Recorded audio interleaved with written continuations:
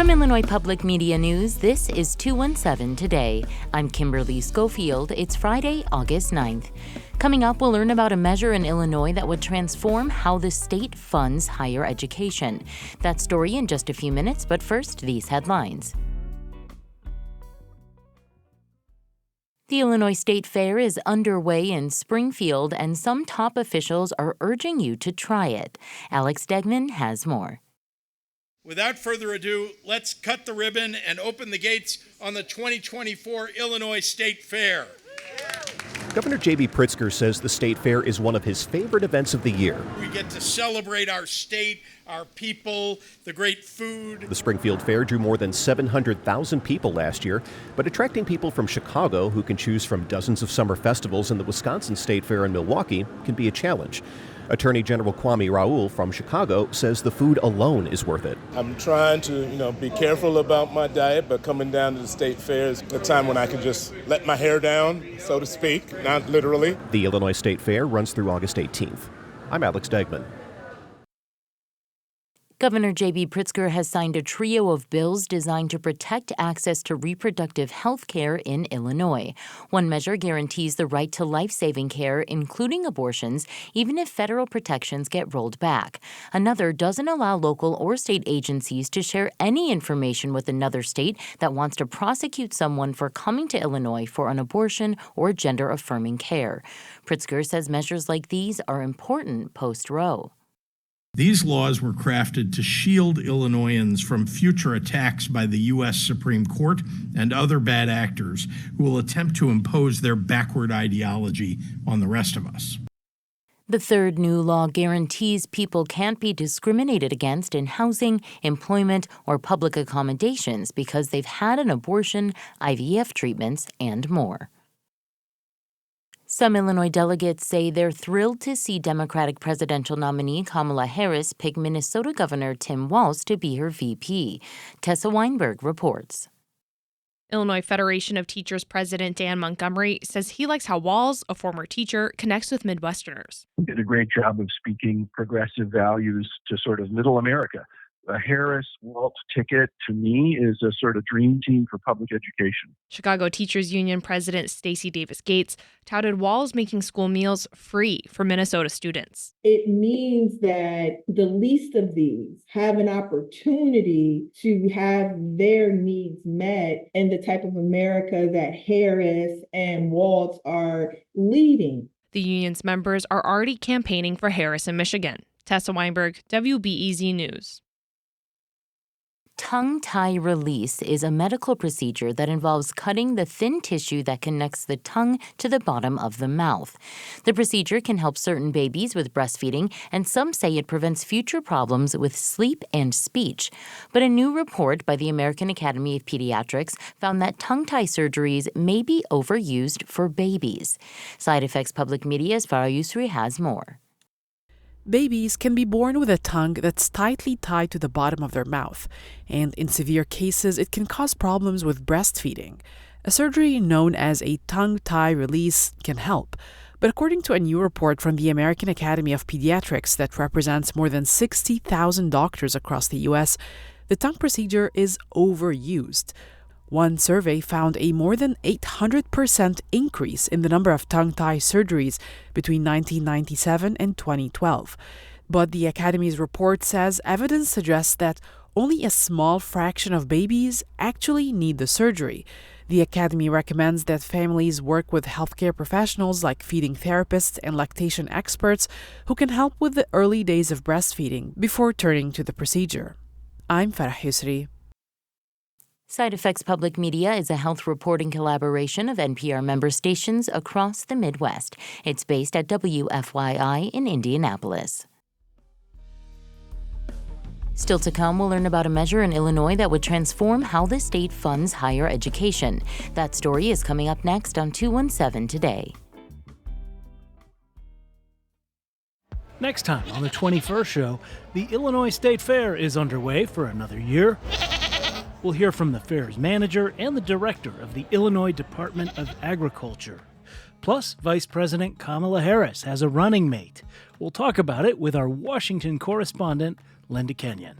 I'm Brian Mackey, and that's next time on The 21st Show. Join us.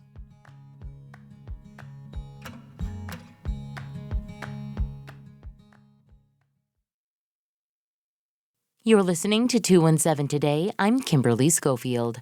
A measure in Illinois would transform how the state funds higher education. Peter Medlin has more. NIU President Lisa Freeman served on the state's Commission on Equitable Public University Funding, and their task was to create a data-driven approach to funding higher ed. That's because Freeman says right now, there is no formula. She says it's largely, what did you get last year, and then all public universities get a flat increase or decrease. And Freeman says it's an unfair system because schools are different. Some have larger endowments than others or serve more low-income students. We need a funding formula that's rational, that considers the size of the institution, the mission of the institution, and the type of students that the institution serves, because all of those have significant direct impact on the money you have to provide students with the experience that they expect, need, and deserve. The NIU president says a funding formula would also provide much-needed stability year to year. She says universities typically don't know how much money they'll receive until later in the fiscal year, which makes long-term planning more difficult. We have to guess, and having to guess means we have to be conservative, means sometimes we can't get ahead of lengthy procurement processes, we miss opportunities for growth, and it's very frustrating to the entire campus. Freeman sat on the commission alongside students, professors, education nonprofit leaders, and legislators. Illinois Senate Majority Leader Kimberly Lightford was a co-chair on the commission, and she compared this process to when the state changed how K-12 education was funded back in 2017, which she was a key part of. It took us years to do, and it was very political. And that's a part of why I created the commission, because I didn't want it to be legislative driven. I didn't want it to be a politically driven. I wanted to be expert driven. Lightford says the K-12 funding formula has been successful so far and inspired the push to do the same for higher ed. For example, both formulas are based around adequacy targets, calculating how much total money an institution would need to provide instruction and services and how far they are from that funding target now. She says no Illinois public university is adequately funded now, and the commission's report shows that the University of Illinois Urbana-Champaign would be the closest to adequacy, and Northeastern Illinois University is furthest from adequacy, although the numbers aren't final. The formula weighs multiple factors unique to each school, like the cost of instruction, operations and maintenance, student services, and number of low-income students.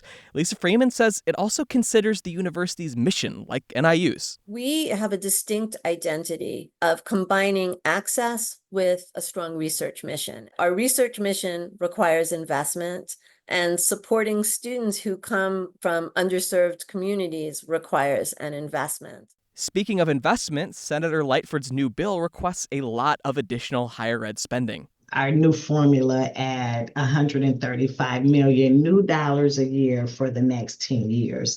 That will move everyone to adequacy. Freeman says for years, state funding went down, which caused tuition to go up. From 2000 to 2020, state investment in colleges and universities in Illinois dropped by 46%, and tuition and fees doubled. Freeman says the lack of investment hurts enrollment, and some students leave the state for cheaper universities, and many low-income students simply can't afford to go to college at all. Over the past decade, Illinois public university enrollment is down 7%, and Freeman says the extra cash would make public universities more affordable and allow them to invest in student services to help them succeed once they're at school. I think of academic support services, more peer tutoring, more advisors, earlier career services. Senator Lightford says there would be a review panel to tweak the formula as they go, and they also have an accountability system tracking how funding is directed, if schools are taking steps to lower student costs, if enrollment is increasing, and student outcomes.